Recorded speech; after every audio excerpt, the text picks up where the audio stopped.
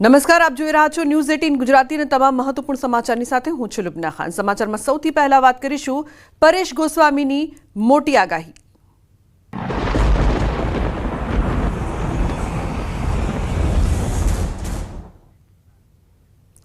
હવામાન નિષ્ણાત પરેશ ગોસ્વામીની આગાહી।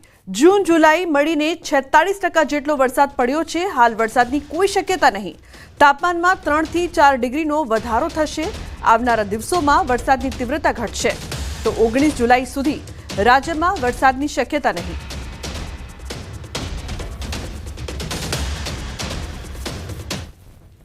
अरब सागर अंदर आज थी एकाद महीना पहला सिस्टम बनी थी, त्यार पछी अरब सागर में कोई वरसादी सिस्टम बनी नहीं और अत्यारे बंगाळनी खाडीनी जे एक सिस्टम आवती हती ते मध्य प्रदेश पर थईने उत्तर तरफ गति करी छे, जेने कारणे ए पूर्व राजस्थान तरफ निकળી चूकी छे। એટલે હમણાં કોઈ વરસાદની શક્યતાઓ નથી।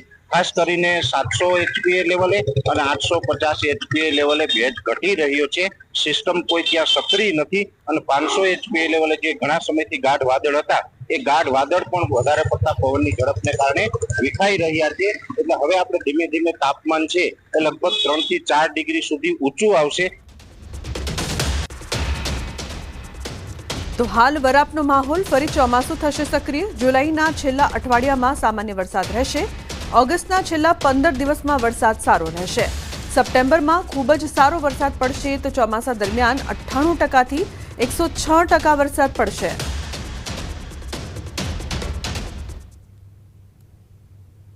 અત્યારે આ વરાપનો માહોલ છે, ફરીથી પાછું ચોમાસું સક્રિય થશે, જેમાં જુલાઈના છેલ્લા અઠવાડિયાની અંદર સામાન્ય વરસાદની શક્યતાઓ છે। ત્યાર પછી ઓગસ્ટના છેલ્લા 15 દિવસ હશે એમાં પણ સારો વરસાદ પડશે અને ખાસ કરીને સપ્ટેમ્બર મહિનાની અંદર ખૂબ સારા વરસાદો પડવાની શક્યતાઓ છે। એટલે ચોમાસું પૂર્ણ થશે ત્યાં સુધીમાં એવરેજ એકંદરે ખૂબ સારા વરસાદો થશે। લગભગ ચોમાસા દરમિયાન 98% થી લઈ અને 106% સુધીના વરસાદો પડે અને એકંદરે જોવા જઈએ તો ચોમાસું સારું રહેશે। તો ખેડૂતો માટે વરાપ જરૂરી છે। હાલ ખેડૂતો વાવેતર કરી શકશે। હાલ દવાનો છંટકાવ પણ થઈ શકશે। આ વરાપ ખેડૂતો માટે ફાયદાકારક। જૂન મહિનાથી સતત વરસાદો પડતા હતા, જેને કારણે ખેડૂતોને ખેતીકામ અટકેલા હતા, કેમ કે અત્યાર સુધીમાં જે વાવેતરો થયા છે તેમાં લગભગ 90 થી 91% વિસ્તારોની અંદર વાવેતર થયા છે। વરસાદ બધી જ જગ્યાએ હતો પણ 9 થી 10% વિસ્તાર એવો હતો કે સતત વરસાદને કારણે વાવેતર કરવામાં બાકી હતા, એ વાવેતર કરી શકશે। જે મિત્રોને વાવેતર થયા હતા એને નિંદામણ હાર્વેસ્ટિંગ કરવાનો પણ એક મોકો મળશે। એને જે પાકને જે ટ્રીટમેન્ટ કરવાની હોય રોગ જીવાત માટે, એમાં દવાના છંટકાવ કરવાના હોય તો પણ વરસાદ જ્યારે વિરામ લે ત્યારે દવાના છંટકાવ થઈ શકતા હોય। એટલે હવે આ વિરામ લીધો છે એટલે દવાના છંટકાવ પણ કરી શકશે અને તમામ પ્રકારના ખેતી પાકો કરી શકશે। એટલે વરાપની જે જરૂર હતી એ જ વરાપ અત્યારે છે ને ખેડૂત માટે આ વરાપ છે એ ફાયદાકારક હું માનું છું। તો 3 જિલ્લામાં બપોરે 1 સુધી ઓરેન્જ એલર્ટ આપવામાં આવ્યું છે। દાહોદ, ડાંગ અને વલસાડમાં અતિ ભારે વરસાદ થઈ શકે છે। 22 જિલ્લામાં બપોરે 1 વાગ્યા સુધી ભારે વરસાદ થઈ શકે છે। બપોરે 1 વાગ્યા સુધીની હવામાન વિભાગની આગાહી।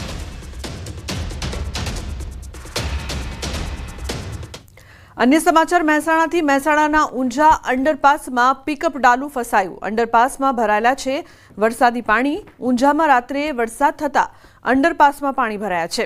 અંડરપાસમાં પાણી ભરાતા વાહન વ્યવહાર બંધ કરાયો છે। ઊંઝા પાલિકા દ્વારા પાણી કાઢવા માટે કામગીરી કરાઈ છે। ઘરે જતો હતો એ માટે અંદર વરસાદ હતો। વરસાદને કારણે હું 1 વાગે અંદર ગાડીમાં આવ્યો, ફસાઈ ગઈ ગાડી, બંધ પડી ગઈ। હું નીકળ્યો કે હવે હું નીકળવા મજા, બહાર નીકળવા ગયો હું, ભાભીને હું નાનો છોકરો એને 3 જણા બધા બહાર નીકળી ગયા, ગાડી અંદર રહી ગઈ। નવસારી જિલ્લાના વાંસદા તાલુકાનો જૂજ ડેમ થયો છે ઓવરફ્લો। જૂજ ડેમ પોતાની ભયજનક સપાટી 167.50 ફૂટ વટાવીને 167.55 ફૂટે પહોંચ્યો છે। જૂજ ડેમ ભયજનક સપાટી વટાવતા 233.33 ક્યુસેક પાણી કાવેરી નદીમાં વહી રહ્યું છે। જૂજ ડેમ ઓવરફ્લો થતા વાંસદા તાલુકાના 6, ચીખલી તાલુકાના 6 અને ગણદેવી તાલુકાના ગામોને એલર્ટ કરાયા છે। ચોમાસાની શરૂઆત થતા જૂજ ડેમ ઓવરફ્લો થતા સિંચાઈ તેમજ પીવાના પાણીની જરૂરિયાત આખું વર્ષ સુધી પહોંચી શકાય એવી સ્થિતિ। સાથે વાંસદા તાલુકામાં આવેલો કેલિયા ડેમ પણ એલર્ટ લેવલ પર પહોંચ્યો છે। નર્મદાના સાગબારા ડેડિયાપાડામાં 3 ઇંચ વરસાદ પડ્યો છે। ભારે વરસાદને લઈને સાગબારાનો ચોપડવાવ ડેમ ઓવરફ્લો થયો છે। સિઝનમાં પ્રથમવાર ડેમ ઓવરફ્લો થતાં ખેડૂતોમાં ખુશી જોવા મળી છે। ચોપડવાવની મહત્તમ સપાટી 187.45 મીટર છે। ડેમની મહત્તમ સપાટી વટાવતા ચોપડવાવ ડેમ ઓવરફ્લો થયો છે। સાગબારા ડેડિયાપાડાના ખેડૂતોને સિંચાઈના પાણી મળશે।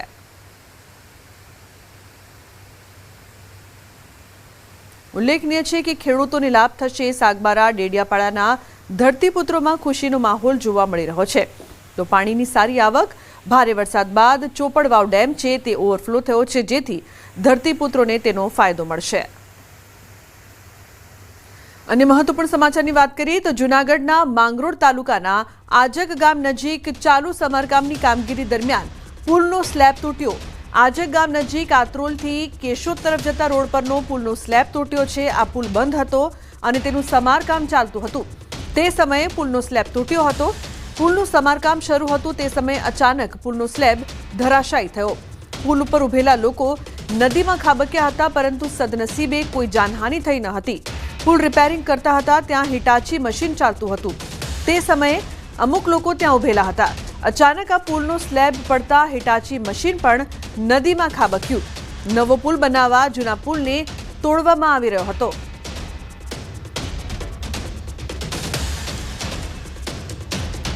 ઉલ્લેખનીય છે કે ગંભીરા બાદ વધુ એક બ્રિજ તૂટ્યો છે અને આવા કેટલા બ્રિજ છે તે મોટો સવાલ છે કે જે જર્જરિત હાલતમાં છે।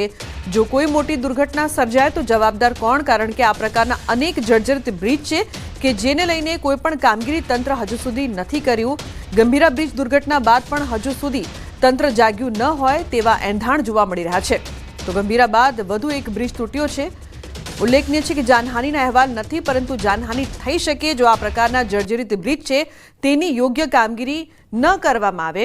ત્રણ અલગ અલગ દ્રશ્યો, એક તરફ જૂનાગઢના, ડભોઈના અને વડોદરાનો ગંભીરા બ્રિજ છે જે 9 જુલાઈએ તૂટ્યો હતો, તો બીજી તરફ આજક ગામ નજીક એક પુલ તૂટ્યો છે। ડભોઈમાં પણ કંઈક એવા જ દ્રશ્યો સામે આવી રહ્યા છે કે ત્યાં પણ આ જ પરિસ્થિતિ છે। નંદરિયા ગામે એક બ્રિજ છે તે ધરાશાયી થયું છે અને આ ત્રણ દ્રશ્યો તો ઠીક, પરંતુ ગુજરાતમાં આવા અનેક બ્રિજ છે કે જે જર્જરિત હાલતમાં છે, છતાં તેને લઈને કોઈ પણ કામગીરી કરવામાં નથી આવતી અને તંત્ર હજુ સુધી નથી જાગ્યું। દુર્ઘટના થાય ત્યારે યાદ આવે કે આ પ્રકારના અનેક બ્રિજ છે જેના કારણે લોકો છે તે પરેશાન થઈ રહ્યા છે। ગંભીરા બ્રિજ દુર્ઘટના જે પ્રકારથી સામે આવી હતી વડોદરાની, તો જે પ્રકારથી ગંભીરા બ્રિજ દુર્ઘટનામાં 9 જુલાઈએ આ સમગ્ર દુર્ઘટના બની હતી અને તે બાદ બ્રિજ તૂટ્યો હતો, તે બાદ પણ અનેક બ્રિજ જોવા મળી રહ્યા છે અને હજુ સુધી કોઈ પણ પ્રકારની કામગીરી કરવામાં નથી આવતી।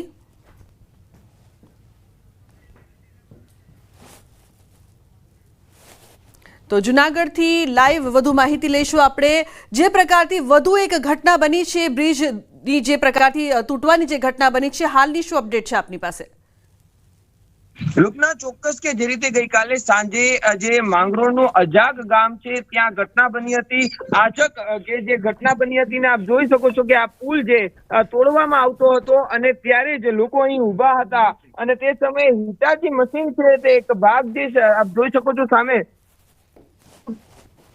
અને જેના કારણે જ લોકો ત્યાં ઉભા હતા અને તે પણ નદીની અંદર ખાબક્યા હતા અને મોટી દુર્ઘટના છે તે ટળી હતી। પરંતુ એક બેદરકારી ચોક્કસથી કહી શકાય કે લોકોને અહીં ઉભા દેવાની મંજૂરી કોણે આપી? જો મોટી દુર્ઘટના બની હોત અને કોઈ જવાબદાર પણ તેવા પણ સવાલો ઉઠ્યા છે। ઘટનાના પગલે જિલ્લા કલેક્ટર અને કોઈ અધિકારીઓનો કાફલો છે તે હાલ સ્થળ પર પહોંચ્યો હતો અને તેમના દ્વારા કહેવામાં આવ્યું છે કે પુલ તૂટ્યો નથી, પરંતુ તોડવામાં આવતો હતો। પુલ તોડવામાં આવતો હતો, લોકોને કેમ ઉભા દેવામાં આવ્યા? આ અનેક સવાલો ઉઠ્યા છે। હાલ ડાયવર્ઝન પણ આપવામાં આવી રહ્યું છે અને જે અનેક ગામો છે ત્યાંથી જે લોકો અહીંથી પસાર થતા હોય છે તેને કોઈ મુશ્કેલી ન પડે, જેને લઈને પણ કામગીરી કરવામાં આવી રહી છે। બીજી તરફ જૂનાગઢ જિલ્લાની અંદર 6 જેટલા જે જર્જરિત બ્રિજ છે તેના માટે પણ જે ઉતારી લેવાની કામગીરી માટે પણ કલેક્ટર દ્વારા તપાસ અને જે સર્વે છે તે કામગીરી શરૂ કરાઈ છે। જી અમારા આપ જે પ્રકારથી બતાવી રહ્યા છો કે આ પુલ છે તે તોડવાની કામગીરી કરવામાં આવી રહી હતી, તો શું ત્યાં તંત્ર દ્વારા કોઈ એવી વ્યવસ્થા કરવામાં આવી હતી ખરી કે લોકો ત્યાં ન આવે? બોર્ડ લગાવવામાં આવ્યા હતા ખરા, અથવા કોઈ સિક્યોરિટી ગાર્ડ ત્યાં મૂકવામાં આવ્યા હતા ખરા? ચોક્કસ કે ગ્રામ લોકોના કહેવા મુજબ અહીં કશું જ કામગીરી નહોતી, પરંતુ કલેક્ટરે તેવું કહ્યું છે કે ત્યાં જે રીતે હું દ્રશ્યો બતાડવા માંગીશ કે હાલ જે અત્યારે કેમેરાની અંદર તો દેખાઈ રહ્યું છે કે જ્યાં જે બેરિકેડ જેવું મૂકવામાં આવ્યું છે, આડસ મૂકવામાં આવી છે કે લોકો ન આવી શકે, પરંતુ તે જે વસ્તુ લગાવવામાં આવી છે બેરિકેડ હતી તેવા સવાલો છે. બીજી તરફ પોલીસનો જે કાફલો છે તે આ ઘટના બાદ મૂકવામાં આવ્યો છે. જ્યારે આ ઘટના અને ગંભીરતા ત્યારે લેવાય કે જ્યારે જે આખી ઘટના પ્રકાશિત કરવામાં આવી, આ ઘટના પ્રકાશિત કરવામાં આવી અને લઈને તંત્ર એલર્ટ થયું અને જિલ્લા કલેક્ટર સહિતના અધિકારીઓ આજે સવારે દોડી આવ્યા હતા. ત્યારે જ કલેક્ટર અને તેનો કાફલો અહીંથી રવાના થયો છે. બેઠકો પણ કરવામાં આવશે. સદનસીબે એક જે રીતે દુર્ઘટના બની પરંતુ લોકોને કોઈને હાનિ નથી પહોંચી, એ કે મહત્વનું છે. જી બિલકુલ, અમારા આભાર સમગ્ર માહિતી બદલ. તો અમારા સંવાદદાતા અમર વખાઈએ કલેક્ટર સાથે પણ વાતચીત કરી હતી. સાંભળીએ શું કહ્યું તેમણે. માંગરોળના આજકની અંદર જે પુલ તૂટવાની ઘટના છે ને જેને લઈને જિલ્લા કલેક્ટર સહિતના અધિકારીઓ છે તે હાલ સ્થળ પર આવી ગયા છે. આખી કામગીરીનું છે તે નિરીક્ષણ કરવામાં આવી રહ્યું છે. આપણે જે રીતે જોઈ શકો છો કે અધિકારીઓ સાથે હાલ જિલ્લા કલેક્ટર છે તે વાતચીત કરી રહ્યા છે. આ દુર્ઘટના કઈ રીતના બની તેનું હાલ ત્યાગ મેળવી રહ્યા છે. આપણે સીધા જિલ્લા કલેક્ટર સાથે જ વાત કરવાનો પ્રયાસ કરીશું. સર, આખી ઘટના કઈ રીતના બની? આજે કાંતરોલી રોડ ઉપર આજે બ્રિજની ઘટના બની છે. એમાં શરૂઆતમાં સવારે એવા મેસેજ આવી રહ્યા છે કે બ્રિજ તૂટ્યો છે, પરંતુ આપના મારફતે હું ક્લેરિફાઈ કરવા માંગુ છું કે આ બ્રિજ તૂટ્યો નથી, આ બ્રિજને તોડવામાં આવ્યો છે. છેલ્લા 5 દિવસથી જે આપણે ઇન્સ્પેક્શન તમામ બ્રિજોનું કરી રહ્યા છીએ, જિલ્લામાં 80% બ્રિજોના ઇન્સ્પેક્શનની કામગીરી પૂરી થઈ. 6 જેટલા ડાયવર્ઝન પણ આપવામાં આવે. અહીંયા જે બ્રિજ જે છે એના માટે પણ ઓલ્ટરનેટ રસ્તો આપેલો જ હતો. આજુબાજુના ગામ લોકોને પણ આપણે એની જાણકારી આપી હતી ને લોકો જે ઓલ્ટરનેટ રસ્તો છે એ જ વાપરી રહ્યા હતા, એટલે કોઈ વાહન વ્યવહાર ત્યાંથી પસાર થઈ રહ્યો નહોતો. કાલ બપોર પછી જે બ્રિજ તોડવાની કામગીરી શરૂ કરવામાં આવી અને જેસીબી છે અને મશીનરી દ્વારા શરૂ હતી. ઉત્સુકતાવશ ગામ લોકો ત્યાં આવ્યા એ જોઈ રહ્યા હતા. એને જે ટીમ અમારી કામગીરી કરી હતી એને પણ એને જાણકારી આપી કે આપ થોડા ખસી જાઓ, કારણ કે આમાં ઇન્જરી થઈ શકે જો બ્રિજ જે તૂટવાની પ્રક્રિયા દરમિયાન. તમામ એ લોકો ખસ્યા નહીં. બ્રિજનો એક ભાગ જ્યારે તોડ્યો ત્યારે એમાં જેસીબી છે એમાં ઇમ્બેલેન્સ લીધે અંદર પડ્યો, જે લોકો ઊભા થઈ પડે, પણ ફોર્ચ્યુનેટલી કોઈ આમાં ઇન્જરી કે કોઈ જાનહાનિ જેવા પ્રશ્નો થયા નથી આમાં. સર, ખાસ કરીને જે લોકો દેખાય છે કોઈને ઈજાઓ નથી પહોંચી, પરંતુ અન્ય જગ્યાએ પણ ઈજા જે જર્જરિત પુલો છે તેના માટે કઈ રીતના પ્રિકોશન, ખાસ કરીને જે સર્વે પણ કરાવી લેવામાં આવ્યું છે? જો મેં જણાવ્યું એ પ્રમાણે 6 જેટલા આપણે બંધ કર્યા છે અને બાકી જે 20% જે બ્રિજ છે એનું 2 દિવસમાં ઇન્સ્પેક્શન પૂરું કરવામાં આવશે. અને એમાં પણ અમારા જે એક્ઝિક્યુટિવ એન્જિનિયર છે એ લોકો એને ટેસ્ટિંગ વગેરે કરાવે છે અને એ લોકો જ્યારે એને ટેકનિકલ રિપોર્ટ આવશે અને એના પ્રમાણે અમને દરખાસ્ત કરશે કે જે બ્રિજ બંધ કરવાના છે, સમારકામ કરવાના છે, એ પ્રકારના પગલાં લઈશું. અમે પણ છેલ્લા 4-5 દિવસમાં અમે પણ 2 થી 3 વાર એને રિવ્યૂ કર્યા છે, વિઝિટ કર્યા છે અલગ અલગ બ્રિજોના, અને એ રીતે અમે પૂરા પ્રિકોશનના છે પગલાં લઈ રહ્યા છીએ. તો જે રીતે જિલ્લા કલેક્ટર હાલ સ્થળ ઉપર પહોંચ્યા હતા અને તેમના દ્વારા છે તે આખી ઘટનાને લઈને સ્પષ્ટતા કરવામાં આવી છે. પુલ તૂટ્યો નથી પરંતુ તોડવામાં આવી રહ્યો હતો. અમાર બખાઈ, ન્યૂઝ 18 ગુજરાતી, આજક. ગંભીરા બ્રિજ દુર્ઘટનાને 6 દિવસ બાદ પણ મહીસાગર નદીમાં પડેલા એક યુવકને તંત્ર શોધી શક્યું નથી. પરિવાર નદી કિનારે વાટ જોઈને બેઠો છે કે આજે અમારા વહાલ સોયા દીકરાની કોઈ ભાળ મળશે, પણ અફસોસ કે પરિવારના નસીબમાં નિરાશા હતી. આખરે રાહ જોઈને થાકેલા પરિવારે યુવકનું પૂતળું બનાવી મહીસાગર કિનારે અગ્નિદાહ આપવામાં આવ્યો. નરસિંહપુરા ગામના 22 વર્ષીય વિક્રમસિંહ પઢિયારનો મૃતદેહ હજુ સુધી મળ્યો નથી. દુર્ઘટનાના દિવસથી વિક્રમનો પરિવાર નદી કિનારે આખો દિવસ બેસી રહી તેની વાટ જોઈ રહ્યું હતું.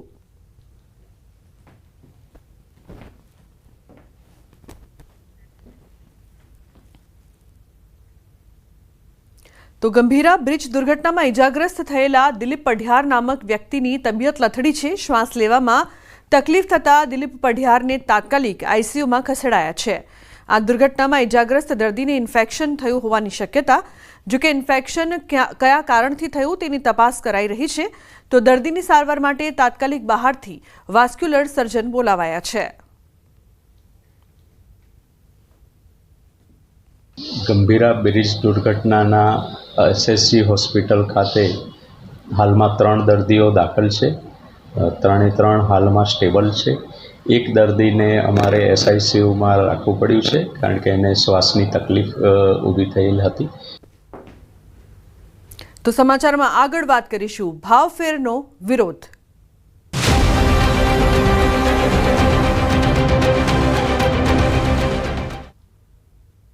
સાબર ડેરી ભાવફેર આંદોલનની આગ હવે વધુ પ્રસરી છે. સાબરકાંઠા બાદ હવે અરવલ્લીમાં પણ વિરોધ થઈ રહ્યો છે.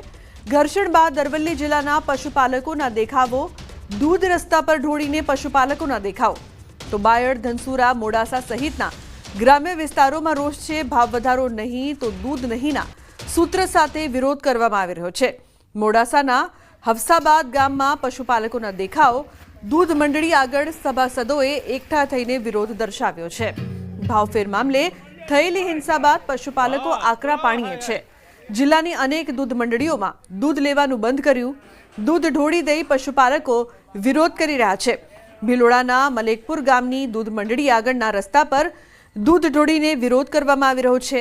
15 પશુપાલકોએ રસ્તા પર દૂધ ઢોળીને વિરોધ કર્યો છે. ભાવ વધારો નહીં તો દૂધ નહીંના સૂત્ર સાથે આ વિરોધ થઈ રહ્યો છે. તો મોડાસાના ખંભીસર ખાતે પશુપાલકોનો અનોખો વિરોધ. સાબર ડેરીના ડિરેક્ટરની નનામી કાઢીને દર્શાવ્યો પશુપાલકોએ વિરોધ. ડેરીમાં BMCUમાં રાખેલ દૂધ ઢોળીને પણ વિરોધ દર્શાવ્યો છે. તો ભાવફેરના આંદોલનમાં એક પશુપાલકનું મોત પણ નીપજ્યું છે. રોષ વકર્યો છે. સાબર ડેરી સામે વિરોધ બાદ ઘરે જતા યુવકનું મોત થયું છે. યુવકના મોત અંગે પરિવારજનોનો દાવો. વિરોધ બાદ ઘરે ગયેલા યુવકની તબિયત લથડી હતી. તબિયત લથડતા ઈડરની ખાનગી હોસ્પિટલ ખસેડાયો હતો. તો ઈડરની ખાનગી હોસ્પિટલમાં સારવારમાં યુવકનું મોત નીપજ્યું છે. બનાવ બાદ ઈડર હોસ્પિટલમાં ટોળું ઉમટ્યું છે. પરિવારનો દાવો છે કે ઝીંઝવા ગામનો અશોક ચૌધરી નામનો યુવક ગઈકાલે સાબર ડેરી સામે થયેલા વિરોધ કાર્યક્રમમાં ગયો હતો, જે બાદ ઘર પરત ફરતા તેની તબિયત લથડી હતી. તો જે પ્રકારથી દૂધમાં ભાવફેરને લઈને પશુપાલકોમાં નારાજગી છે, દૂધ છે તેને લઈને 13 જુલાઈના દ્રશ્યો પણ સામે આવ્યા કે દૂધ ઢોળીને વિરોધ કરવામાં આવ્યો. તો 14 જુલાઈના પણ દ્રશ્યો, ડેરી સામે વિરોધ અને ટેન્કર રોકીને દૂધ ઢોળ્યું તે દ્રશ્યો 15 જુલાઈના સામે આવી રહ્યા છે. આ આંદોલનમાં એક પશુપાલકનું મોત નીપજ્યું છે. તો સાબરકાંઠામાં સાબર ડેરીના ભાવફેરનું આંદોલન હવે ઘેરું બન્યું છે. સંઘર્ષના બનાવ બાદ પશુપાલકોનો વિરોધ યથાવત છે. આજે મંડળીઓમાં દૂધ ભરાવાનું બંધ કર્યું છે.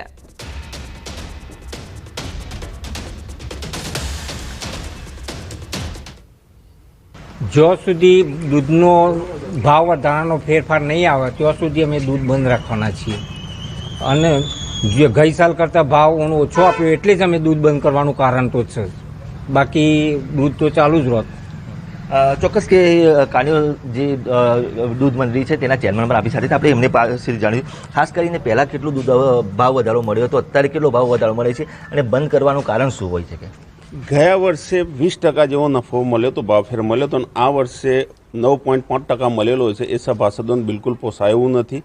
દિવસે દિવસે મોંઘવારી વધી છે અને આ તો ખરેખર જો અમારી ગામની મંડળી 6 થી 7% નફો કરતી હોય, ખાલી એ તો દૂધ લે છે અને મંડળીને સાબર ડેરીને દૂધ આપે છે.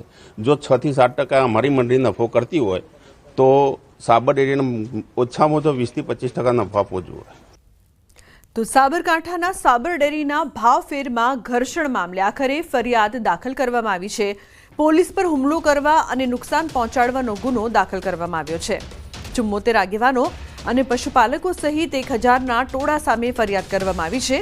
પૂર્વ ધારાસભ્ય અને સાબર ડેરીના ડિરેક્ટર જશુ પટેલ સામે ગુનો નોંધાયો છે. કોંગ્રેસ આગેવાન જશુ પટેલ સહિત રણજીતસિંહ સોલંકી સામે ફરિયાદ. 74 આરોપીમાં સાબરકાંઠા બેંકના પૂર્વ વાઇસ ચેરમેન રાજેન્દ્રસિંહ ભાટી પણ સામેલ છે. તો ધર્મેન્દ્રસિંહ જેતાવત, કશ્યપ પટેલ સહિતના ટોળાના 74 આગેવાનો સામે ગુનો દાખલ કરવામાં આવ્યો છે. લોખંડની પાઇપો, લાકડીઓ અને પથ્થરોથી પૂર્વ આયોજિત કાવતરું તોફાન કર્યું હોવાનો ગુનો પણ નોંધાયો છે. પોલીસ કર્મીને ટોળામાં ખેંચી જઈને માર મારી પોલીસને ધમકીઓ આપ્યાનો પણ આરોપ છે. તો પોલીસ પર હુમલા અને પોલીસ વાહન તથા સાબર ડેરીની મિલકતને નુકસાન કર્યાનો આરોપ છે. હિંમતનગરના A ડિવિઝન પોલીસ મથકે ફરિયાદ નોંધાઈ છે. પીઆઈ PM ચૌધરીએ ફરિયાદી બની ટોળા સામે નોંધાવી છે ફરિયાદ. પોલીસ પર હુમલો કરનારાને ઝડપવા અલગ અલગ ટીમો બનાવીને કાર્યવાહી પણ હાથ ધરાઈ છે. સમાચારનો પ્રવાહ યથાવત રહેશે. હાલ રોકાઈશું એક બ્રેક માટે. આપ જોતા રહો ન્યૂઝ 18 ગુજરાતી.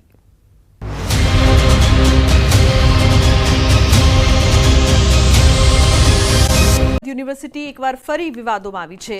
શિક્ષણના ચોકમાં ગરબાની હાટ મંડાશે. નર્મદા યુનિવર્સિટીના કુલપતિ કે.એન. ચાવડાએ વિદ્યાના ધામને વેપારનું ધામ બનાવ્યાનો આક્ષેપ થઈ રહ્યો છે. યુનિવર્સિટીએ ટેન્ડર વિના યશવિની ફાઉન્ડેશનને નવરાત્રી માટે જગ્યા ભાડે આપી દેતા વિવાદ થયો છે. વિદ્યાર્થીઓના ભાવિ સાથે ચેડાનો આક્ષેપ. તમામ નીતિ નિયમોને મૂકીને નવરાત્રી માટે 1.80 લાખ ચોરસ મીટરની જમીન પરેશ ખંડેલવાલને 62 લાખમાં ભાડે આપી દેવાયાનો આક્ષેપ થઈ રહ્યો છે. બોર્ડ ઓફ મેનેજમેન્ટની બેઠકમાં બંધ બારણે ખેલનો પણ આક્ષેપ છે. તો નવરાત્રી રમાશે ત્યાંથી 100 મીટર દૂર વિદ્યાર્થીઓની હોસ્ટેલ.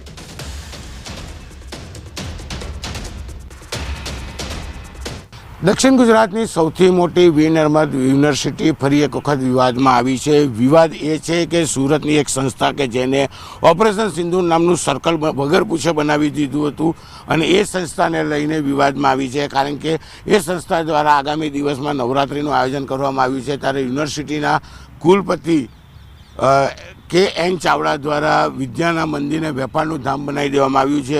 1.80 લાખ ચોરસ મીટર જગ્યા જે દ્રશ્યમાં જોઈ શકાય છે આ વગર પૂછે 62 લાખમાં સંસ્થાના માલિક પરેશ ખંડેલવાલને ભાડે આપી છે. નવરાત્રિના 10 દિવસ માટે તમામ નીતિ નિયમો નેવે મૂકવામાં આવ્યા છે. બોર્ડ ઓફ મેનેજમેન્ટની બેઠકમાં બંધ બારણા ખેલ ખેલાયો છે. જે ગ્રાઉન્ડ છે તેની આજુબાજુ રેસિડેન્ટ છે અને ખાસ કરીને સમરસ ગર્લ્સ હોસ્ટેલ છે. 300 કરતાં વધુ યુવતીઓ અહીંયા અભ્યાસ માટે રહેતી હોય છે. ત્યારે નવરાત્રિ દરમિયાન અહીંયા જે આયોજન કરવામાં આવશે જેને લઈને ડીજેનો સાઉન્ડ હોય કે પછી જે લોકો આવશે તેને લઈને હોસ્ટેલમાં રહેતી વિદ્યાર્થીઓને સૌથી વધુ મુશ્કેલી પડે તેવી શક્યતાઓ છે. 100 મીટરના અંતરે જ આ હોસ્ટેલ આવેલી છે. એટલે કે નવરાત્રિનું જે આયોજન છે એ યુનિવર્સિટીના કુલપતિ દ્વારા પરમિશન આપવામાં આવી છે. વિદ્યાર્થીઓને ભાવિ સાથે છેડા કરવામાં આવ્યા છે. કારણ કે આ સંસ્થા ઓપરેશન સિંદૂરના સર્કલને મંજૂરી વગર બનાવી વિવાદ ઊભો કર્યો હતો. ત્યારે ગરબા માટે ગ્રાઉન્ડ જે યુનિવર્સિટી પાસે 62 લાખમાં લીધું છે તેને લઈને સંસ્થા તો વિવાદમાં આવી છે. સાથે સાથે યુનિવર્સિટીના કુલપતિ પણ વિવાદમાં આવ્યા છે. જે પ્રકારે આ ગ્રાઉન્ડ છે આ ગ્રાઉન્ડમાં નવરાત્રિનું આયોજન થશે તો અહીંયા મોટી સંખ્યામાં ખેલૈયાઓ આવશે, લોકો અહીંયા આવશે જેને લઈને વિદ્યાર્થીઓને નડતરરૂપ થશે. અને ખાસ કરીને જે હોસ્ટેલ છે હોસ્ટેલનો ને આવતી યુવતીઓને પણ મુશ્કેલીઓનો સામનો કરવો પડશે. ત્યારે બંધ બારણે થયેલી આ કમિટ બેડ અથવા કહી શકાય કે 62 લાખમાં ભાડે અપાયેલા આ ગ્રાઉન્ડનો વિવાદ હવે ધીરે ધીરે વકરી રહ્યો છે.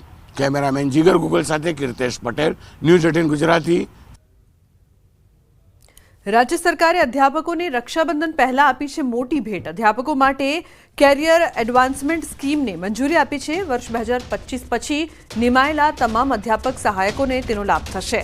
2005ના ઠરાવના અધ્યાપકોને 5 વર્ષના ફિક્સ પગારદારને લાભ થશે. અધ્યાપકોને એરિયર્સની રકમ 3 હપ્તામાં ચૂકવાશે.